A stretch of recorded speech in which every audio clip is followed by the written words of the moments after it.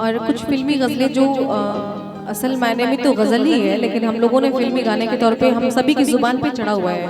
और मुझे लगता है कि बच्चे से लेकर जो भी सीनियर लोग हैं सभी की ज़ुबान पे ये गाना याद है। तो आइए इसको सुना जाए। उसके पहले बड़ी खूबसूरत सी लाइन है कि किसी की याद को रोक पाना मुश्किल है, किसी की याद को रोक पाना मुश्किल है, कि रोते हुए दिल को मनाना मुश्किल है। किसी की याद को रोक पाना मुश्किल है, रोते हुए दिल को मनाना मुश्किल है। ये दिल अपनों को कितना याद करता है, ये दिल अपनों को कितना याद करता है, ये कुछ लफ्जों में बताना मुश्किल है। तेरी